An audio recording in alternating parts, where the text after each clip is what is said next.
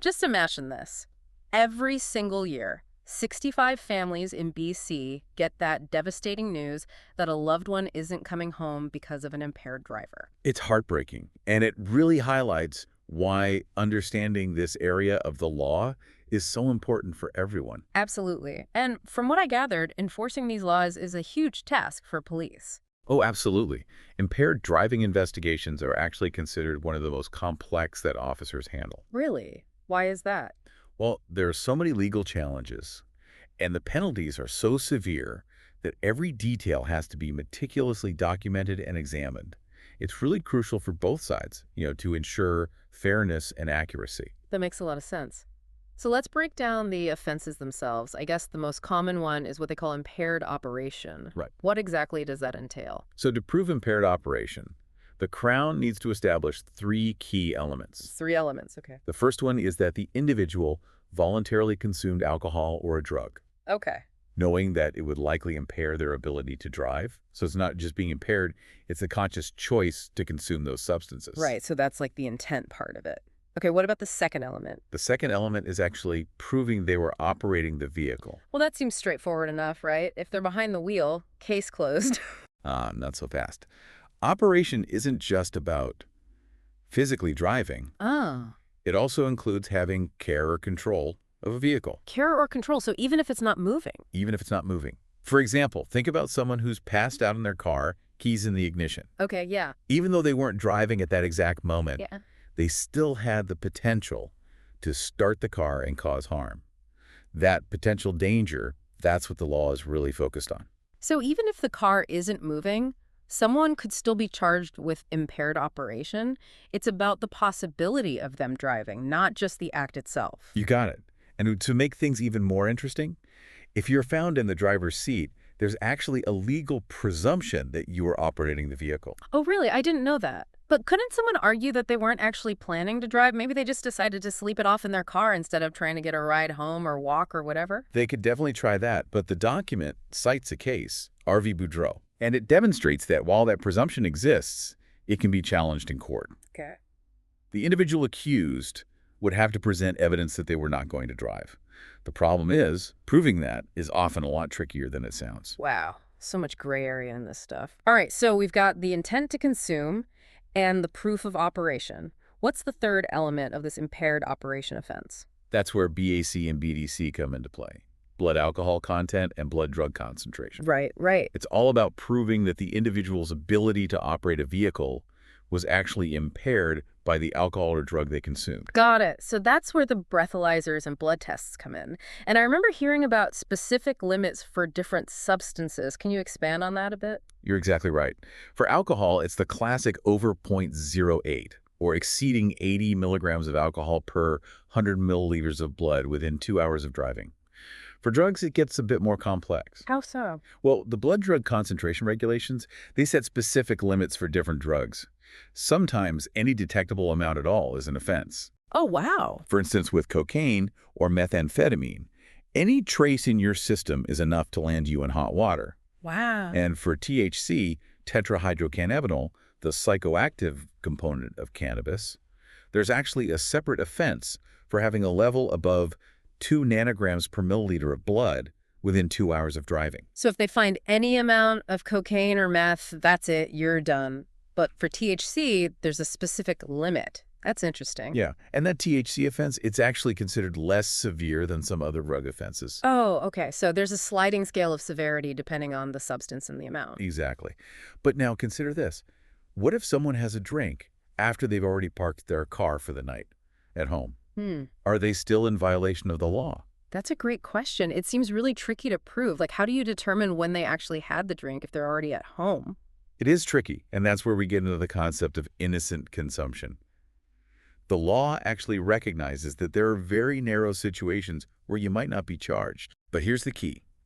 You have to consume after you've completely stopped driving. All right. And have absolutely no expectation of being asked to provide a sample. Okay. And for alcohol, your BAC reading has to line up with you having been under the limit while you were driving. So let's say you stop for gas on your way home, fill up the tank, get back in the car, and then have a beer.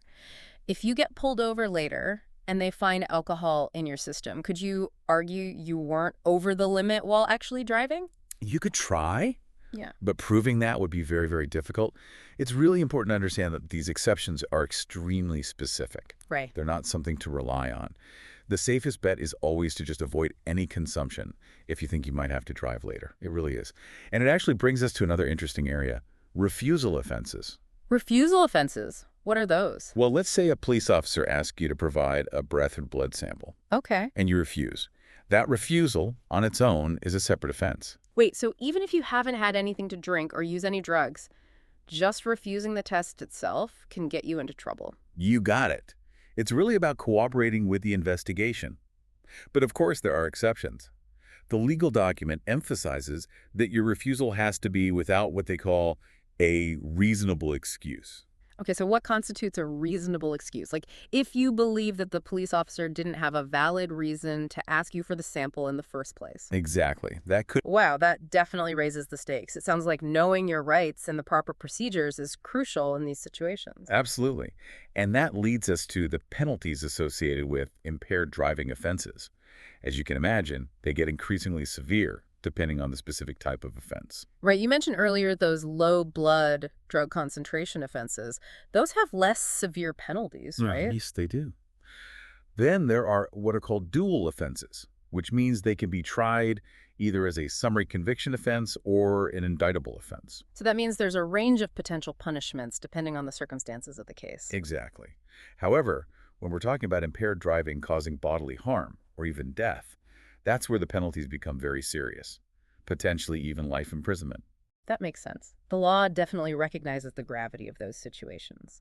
So we've covered the impact of impaired driving, the complexities of proving you were actually operating a vehicle, the different levels of offenses, and the consequences if you refuse to provide a sample. What I'm curious about is, with all the technological advancements and evolving social attitudes, how do you see these laws and enforcement strategies changing in the future? That's a really fascinating question. Technology is definitely going to play an increasingly significant role. We already have things like ignition interlock devices, but imagine even more sophisticated roadside testing technology. Okay. Devices that can detect a wider range of substances, maybe even analyzing saliva or sweat instead of requiring a blood sample. That would be amazing. Yeah. A quick, non-invasive test that could immediately tell if someone is impaired. What other changes do you foresee? Maybe even beyond just the technology. Well, think about the rise of autonomous vehicles. Could we be moving toward a future where impaired driving is virtually eliminated because cars are able to drive themselves? It's a pretty radical concept, but it's not totally out there, is it? I mean, who would have imagined self-driving cars a couple of decades ago? Exactly. And even on the legal side, the very definition of operation might need to be revisited as vehicles become more automated. Will it still be considered operating if you're basically a passenger in a self-driving car? Those are the kinds of questions lawmakers will have to address. That's a great point. It seems like the law is constantly needing to adapt and evolve as technology advances. But it's not just about technology, is it? Social attitudes towards impaired driving have shifted significantly over the years. Oh, absolutely. Public awareness campaigns have played a huge role in highlighting the dangers, and there's definitely much less tolerance for impaired driving now. It's just not a joke anymore. People are really understanding that it's a reckless, dangerous, and potentially deadly choice. Exactly. And with that increased awareness and stricter enforcement, we might see impaired driving rates continue to decline, hopefully to a point where it's no longer such a major issue. Fingers crossed. It definitely needs continued attention and open discussion. We've just scratched the surface here today. But I think this deep dive has given us some really valuable insights into the intricacies of impaired driving laws. And hopefully spark some interest for our listeners to further explore this important topic. Speaking of which, for anyone who wants to learn more, we've included links to the source material, those legal documents we keep talking about, in the show notes. You can check those out for even more in-depth information on all the offenses, the penalties, and some really interesting case examples. It's a fantastic resource for anyone who really wants to understand all the ins and outs of this complex area of law. It is. You know, as we were getting ready for this deep dive, one thing that really struck me was how much the definition of operation really hinges on this concept of potential harm. Yeah. It's not simply about getting caught in the act of driving. It's about recognizing that impaired driving is a risk before it even happens. You're right. It's a very important point. And it really speaks to a broader shift in how we view impaired driving these days. It's not just about punishing people after they've already made a mistake. Right. It's about proactively preventing those mistakes from happening in the first place. Exactly. And it brings us back to what you were saying earlier about personal responsibility. Yeah. We can't just rely on technology or law enforcement alone to solve this problem. It takes a collective effort from everyone. Absolutely. Each of us has the power to make a difference, whether that's choosing to be a designated driver, Right. speaking up if we see someone who's about to drive impaired, or supporting organizations that are dedicated to combating drunk and drug driving. Mhm. There are lots of ways to get involved. All great points. And I think sometimes the most powerful action is simply setting a good example ourselves. Wow. By consistently making responsible choices, we can actually help shift those social norms Right. and create a culture where impaired driving is just simply unacceptable. I couldn't agree more. It's about sending that clear message that we prioritize safety, we value responsibility, and we care about the well-being of everyone on the road. Well said. And on that note, I think we've reached the end of our deep dive into impaired driving laws here in British Columbia. It's been an incredibly thought-provoking conversation. We've covered so much, from those heartbreaking statistics to the really nuanced details of the law. And we even explored how technology and changing social attitudes might influence the future of impaired driving. Yeah, it's been a fascinating discussion. But before we sign off, we want to leave you with one final thought. Okay. Considering everything we've talked about today, what role do you feel you play in preventing impaired driving? It might be speaking up when you see someone about to make a bad choice, supporting stricter laws, or just making responsible choices yourself. We all have a part to play in creating safer roads for everyone. That's a powerful message to end on. Remember, knowledge and responsible choices, those are our strongest weapons in this fight.